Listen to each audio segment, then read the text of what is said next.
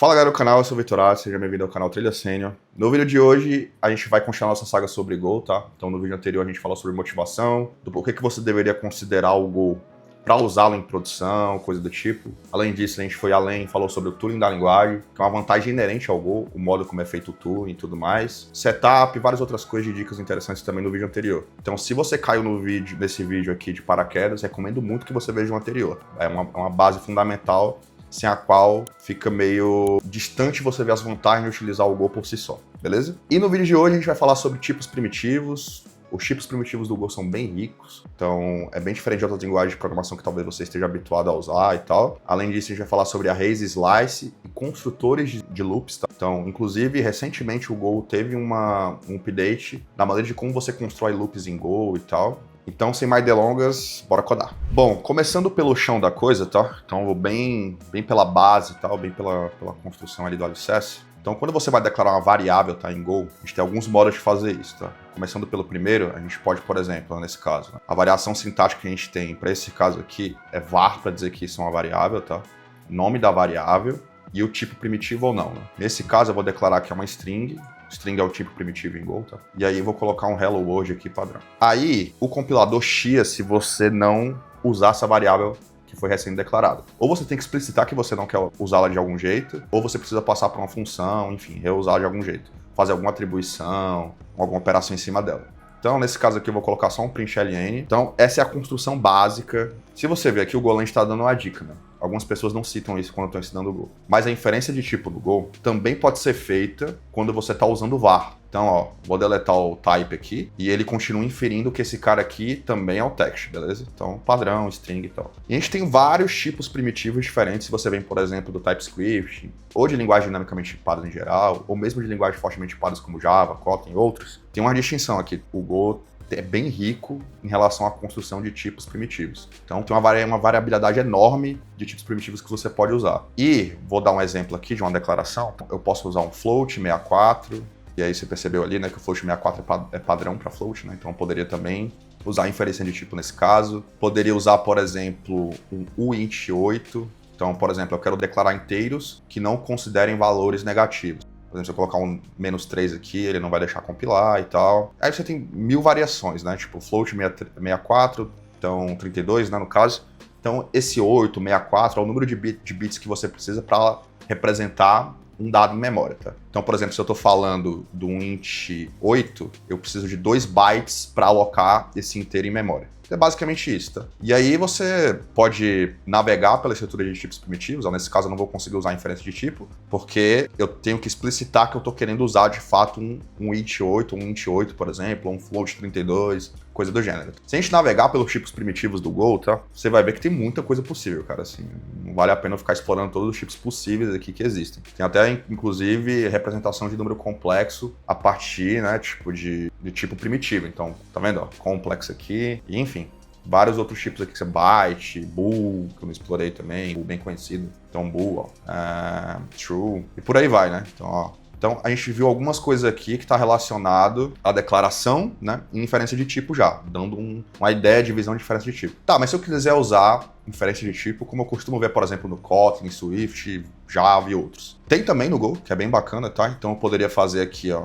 Então, vou usar o próprio text aqui e declarar uma string, ó. Então, a construção sintática para você fazer inferência de tipo no Go é desse modo, beleza? Bem tranquilo aqui. De tipos primitivos, declaração de variável, inferência de tipo é isso. Bem similar ao que você costuma ver em outras linguagens que são menos verbosas do que o normal e tal, né? Inferência de tipo bem bacana, tipos primitivos bem ricos e tal. Outra coisa, tá? Arrays, tá? Então, arrays, qual é a ideia de array, né? É uma estrutura contígua em memória, né? Uma estrutura de dado contígua em memória. A partir de elementos sequenciais, você forma um conjunto de dados em memória de maneira contígua e linear e usando o mesmo tipo de dado, né? Então, eu quero declarar um array de 10 elementos de 0 até 9 com inteiros lá dentro, ou usando generics, por exemplo. Mas, enfim, é uma estrutura de dado homogênea através de um tipo.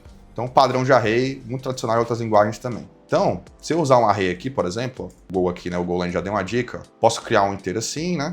Então, vou colocar um myArray, tá? Então, essa é uma maneira, por exemplo, de declarar. Basicamente, é essa variação. Ó. Então, você diz a quantidade de elementos que você quer, tá? No array. Então, é sempre uma estrutura linear com elementos contíguos em memória, a partir de um tipo homogêneo, né? Então, nesse caso aqui é um array de inteiros, enfim. E um conjunto finito ali já previamente declarado. Que nesse caso aqui eu declarei um array, né? Um conjunto de dados aqui, linear e tal, com 5 elementos. Então, vai de 1 até 5. Posições indexadas de 0 até 4. Essa é a ideia. Então, se eu quiser declarar, por exemplo, uma array de strings, tá? Então, vou colocar aqui 3 elementos, uma array ali de 3 strings, tá? De 0 até 2. Então, a hello world, e aqui this is a sample document. Println aqui, só printando o array. Tranquilo, né, de trabalhar com arrays e tal. Agora vem a parte interessante que é a construção, né? Se a gente fala em loop, a gente fala em array, fala em coleções, enfim, fala sobre iterar sobre uma coleção de dados. Então, como é que eu posso fazer isso daqui em Go, tá?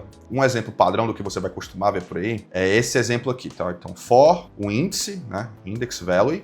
Então, nesse caso aqui, ó, eu não vou querer usar o índice, por isso que eu já introduzi aqui para você o underscore aqui, o blank identifier, que é justamente a ideia de você não precisar explicitar a declaração. Bem útil aqui nesse caso, porque eu quero só pegar os valores, por exemplo, desse array, navegar por eles. Uma outra variação possível também, essa aqui é a variação mais usual, talvez, e a outra que você pode fazer também, tá? Além dessa daqui. Like C, né? Então, isso daqui também é uma variação bem comum antes da versão 1.21 do Go, tá? Qual é a ideia, tá? Deixa eu passear um pouquinho por isso daqui. Essa construção aqui de for, tá? Ela, primeiro, no C, você tem do while, você tem for. Você tem variantes de construções de loop. No Go, você só tem o for, então você só usa o for por padrão, simplifica, né? Deixa mais fácil pensar a construção. Você basicamente só tem variações com for. E essa construção aqui é uma construção bem fortemente inspirada no C, né? Quem vem do C sabe que é uma construção bem parecida. E o que varia aqui, né, é o range, por exemplo. Então, se você quer usar o range, você está dizendo que variações que eu estou dizendo algo a mais que a linguagem te fornece para evitar fazer algo mais verboso no comparativo, né? Que é, por exemplo, esse caso aqui de baixo. Então, ó, uma outra variação que você pode fazer agora no Go, tá? Isso daqui é especificamente a partir da versão 1.21. Então, você pode fazer algo desse tipo aqui, ó. Range 10, por exemplo, e você vai iterar por ele. Então, esse range 10 é um syntax sugar, basicamente, né? Usando range, para esse caso aqui específico. E se eu quisesse usar o len aqui no range e deixar ainda mais expressivo esse cara aqui de cima, tá? Como é que eu poderia fazer? Eu poderia tirar esse cara aqui de cima e usar o len, né? Então, len, array, para pegar o tamanho do array. E aí eu posso fazer algo desse tipo aqui, ó. Array na posição i. Beleza? Então, é uma das formas novas. Se você tiver na versão anterior, a versão 1.21, você não vai conseguir fazer essa iteração aqui do modo como eu estou fazendo. Mas enfim, vocês provavelmente vão estar usando o Playground ou baixou a última versão fazendo setup aqui comigo e tal. Então, mas fica só esse adendo aí caso você esteja na versão anterior, porque tá relembrando o conceito de Go, já usa em produção e tá trabalhando numa empresa que já usa Go, por exemplo. De array, galera, é basicamente isso. Outra coisa interessante, pessoal, é sobre slices, né? Então, isso daqui, galera, sendo bem sincero, ó, essa parte de array aqui e tal, tirando casos excepcionais de performance bruta mesmo, mais em baixo nível, raramente você vai usar arrays, tá? Em geral, você vai usar mais slices que utiliza arrays por debaixo dos panos. Então, qual é a ideia do slice? A ideia do slice é você não ter a restrição da quantidade de elementos que você vai previamente declarar na estrutura de dado ali que você quer usar como coleção, certo? Então, mais slice, a gente vai usar o mesmo exemplo ali de cima, tá? Então, string, então vou usar o mesmo exemplo. Então, ó, qual a diferença? A diferença basicamente é que aqui você tem 3 elementos, né? Indexado de 0 até 2, e aqui você pode crescer essa coleção de maneira ad infinito. Então, quanto que você aguentar aí em memória, obviamente, né?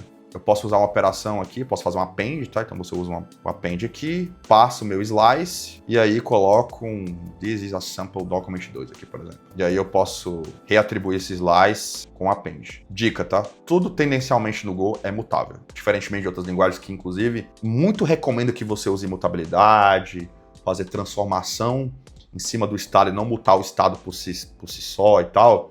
Caso do Elixir, caso do próprio Kotlin também, que tem mutabilidade, mas tem coisas de construções nativas envolvendo imutabilidade e tudo mais, o próprio Java também e vários outros. O Go, o foco do Go, tá, como filosofia, é ultra performance. Então, performance bruta mesmo. E eu vou até te fazer uma pergunta. Esse append aqui, vocês acham que ele tá reusando a mesma referência do slice, ou ele tá gerando, a partir desse slice, um slice novo, que é uma cópia em cima do anterior? O que você acha? Seguinte, para a gente conseguir responder essa pergunta que eu fiz, a gente precisa bolar um exemplinho, considerando o capacity e a quantidade de elementos que esse array vai ter, tá? Vamos imaginar o seguinte, eu posso usar uma função no Go, tá? Chamada make, onde eu passo o meu slice, tá? Meu tipo do meu slice. Ele vai gerar um slice a partir dessa função. E o número de elementos que eu vou ter nesse slice vai ser 4 elementos inteiros, tá? Indexados de 0 até 3, todos eles inicializados com valor 0. Esse é o padrão do Go, tá? E aí eu fiz o seguinte, eu usei o append, tá? E aí coloquei um elemento a mais nesse array, então o total de elementos agora vai ser 5. E você percebe aqui que eu usei inferência de tipo e tal, né? E aí a pergunta que eu vou te fazer é, esse slice é a referência para o slice S1 ou ele é uma referência para um slice novo que foi alocado em memória com um array dentro de cada slice, porque o slice usa a estrutura de arrays por debaixo dos panos, né, para armazenar os valores ali alocados de maneira contígua em memória, ele usa também essa estrutura, como eu já te falei, né, de array. Então, o array que está lá também usado internamente por cada slice é igual, é diferente? Então, essa é a pergunta que a gente quer responder, tá? Então, o primeiro exemplo que eu vou fazer aqui é esse cara aqui, tá? Eu vou executar da forma como tá o capacity, né? Todo slice tem um capacity e quantidade de elementos. Como eu já declarei a quantidade de elementos e ocultei o capacity, significa que ele pode ir até 4 elementos, tá? Então eu posso ter até 4 elementos dentro desse slice aí. Internamente ele está usando o array ali para indexar esses valores em memória. Mas eu posso ter, por exemplo, um capacity de 5 e eu adicionar um elemento a mais nesse mesmo slice, tá? E o meu length crescer até o tamanho possível do meu capacity. Isso tem implicações a nível de cópia, manipulação de ponteiro e referência, como a gente vai ver agora. Então, o primeiro exemplo vai ser esse. Vou rodar aqui, coloquei um breakpoint ali, e eu quero que você tente imaginar qual vai ser a resposta aqui, tá? Então, o S1, então a gente está comparando a posição 0 do meu primeiro slice ali com a posição 2 do meu segundo slice, beleza? Se eu comparar, ele deu false. O que isso significa? Significa que quando eu transbordo a capacidade do meu capacity, né? Tá vendo o que ele tá dizendo aqui? Ó, o Golang tá explicitando, né? De maneira explícita que meu cap aqui agora, cap de capacity, ele é 4. Justamente como eu já te falei antes, né? Porque o padrão, quando você não passa, é ser igual ao tamanho do length. Então, ele teve que alocar um array novo, tá? Específico para esse slice novo que eu gerei, que é o S2. Então, o resultado foi falso. Mas, galera, ó, então eu vou deixar até o breakpoint seguir aqui, né? Tipo, deixa eu dar um run aqui. Olha lá, ó. Os endereços manipulados em memória para o array interno de cada slice é diferente, tá? Então esse aqui é o endereço ponteiro dele. Então, a gente vai fazer o seguinte. E se eu tiver um capacity suficiente, né? Então, nesse caso aqui eu coloquei 5, vou appendar mais um e ele vai reusar a minha estrutura de array interno. Então vou ter 2 slices distintos, tá? Mas o array que cada um está manipulando, né, como slice, é exatamente o mesmo, tá? A gente vai ver isso agora. Então, olha lá. Então, tem ali, ó, length 4, né? Então, o meu S2 tem um length 5 e o cap 5. Então, porque, enfim, né, eu apendei um elemento a mais. Então, se eu fizer agora aquele mesmo caso, ó, S0, tá? S1, 0, a posição 0, e eu comparar com a posição 0 do meu outro slice, o que vai acontecer? Ele vai me dar true agora. Então, não confunda o endereço de memória do slice com a estrutura interna que o slice está manipulando, que é o array. As referências em si, para cada posição de memória, tá? Onde vai ter um dado armazenado lá dentro em memória, são rigorosamente a mesma para esse caso, sendo o mesmo ponteiro. Então, ambos os slices estão apontando para a mesma estrutura de array em memória. Coisa que não aconteceria, por exemplo, no Kotlin, com estruturas imutáveis, né? Se você estiver usando o immutable list. Coisa que não aconteceria também, por exemplo, no Elixir, né? Que é imutável por default, você nem tem a opção de usar listas mutáveis e tal. Então, essa é a maneira de como o Go funciona. Isso é zoado, né? Você pode me perguntar, isso é zoado? Eu não gosto. Eu prefiro linguagens que privilegiam imutabilidade, porque, em geral, até soltei um vídeo recentemente sobre performance, então raramente você vai precisar de uma performance bruta nesse nível. Mas é como a linguagem foi designada, ela é focada explicitamente com essa filosofia. E o próprio Rob Pike em si, ele fez uma talk já falando sobre isso. Ele fala que, cara, por isso que no próprio Go também, na standard library dele, você não vai ver, por exemplo, filter, reduce, map, flat map, operações de alta ordem de maneira funcional. Porque ele privilegia mais esse lado mesmo, de, segundo Rob Pike, ter uma filosofia mais de simplicidade, esconder complexidade e ter algo mais explícito do que implícito usando funcional, tá? Vou deixar a referência da talk aí para vocês também e tal. For instance, a lot of people have asked for things like map and filter to be built into Go, and we've said no. One of the reasons we've said no is that if you have things like map and filter, well, they're going to use them. That's why they're there. But they may be more expensive than a simple for loop. And when the features are there to make life easier and more expressive, they tend to generate more expensive in terms of computer time solutions to problems that have much simpler solutions. So they may help the programmer, although not always, but they'll almost always hurt the computer unless the implementation is extremely smart. Enfim, tá? É a filosofia da linguagem. Eu não gosto, eu prefiro a filosofia mais do Kotlin, do Elixir, de várias outras linguagens também, nesse ponto específico. Não significa que você não consiga fazer funcional no Go. Tanto que existem libs específicas da própria IBM, por exemplo, a parte, fazendo funcional em cima do Go. Ele permite essa construção a partir da linguagem. Em geral, várias das linguagens vão permitir isso, ainda que seja procedural e tal. Mas, de todo modo, é a filosofia built-in da linguagem. Prioriza a mutabilidade, foco em performance bruta do que trazer sempre, né, algo como cópia, transformação de estado e tal. Mas vocês vão ver depois também que tudo que a gente passa em geral é por cópia, ainda que você tenha a cópia da referência. Então, structs é passado por cópia, map também você passa por cópia, mas é a cópia da referência, você pode mutar lá dentro do estado do map e tal, mas enfim. A gente vai vendo ao decorrer das aulas. Slices, na partir da versão 1.21 do Go, tá? Ele tem um pacote útil que você pode fazer operações em cima dos slices. Então, esse pacote surgiu porque na versão 1.18 do Go a gente introduziu generics, a linguagem foi introduzida com suporte a generics, e aí logo depois, em versões posteriores, surgiu esse pacote útil que é bem bacana. Porque sem ter isso daqui, ficar fazendo operação direto na mão, por exemplo, fazer um delete, você tinha que fazer operações com append para fazer o delete acontecer e tal, meio zoado. Então, a partir da versão 1.21 surgiu também. Então, eu posso fazer uma operação de delete aqui, mais slice, zero inclusive. Então, eu quero remover, por exemplo, esse hello world daqui, que é o primeiro elemento que existe nesse slice, e vou excluir a partir dali, né? Então, esse 1 aqui é exclusivo, tá? Não inclui um 1. Então, não incluiria esse cara aqui. Então, se a gente, por exemplo, né, eu vou colocar aqui strings, então vou ter uma cópia aqui, né? Eu vou ter um delete. Esse delete aqui eu vou reusar aqui, então, a cara de cima. E aí, se a gente colocar um breakpoint aqui, então, se a gente debugar, só pra gente ter uma noção do que tá acontecendo, deixa eu dar um evaluate aqui, né? Ficar mais simples. Já tem aqui o my slice. This is a sample document, this is a sample document 2. Então, perceba que com o meu slice aqui, eu fiz essa operação de delete, usando o pacote útil e tal. Muita informação, talvez, tá, pessoal? Mas essa é a ideia. A gente viu filosofia um pouco do Go, né? Essa ideia de mutabilidade e tal. Você não tem funções de alta ordem tradicionais usando filter, flat map, map reduce, que pode fazer falta para muitos de vocês. Faz falta para mim também, não vou negar. Não gosto tanto desse approach, enfim.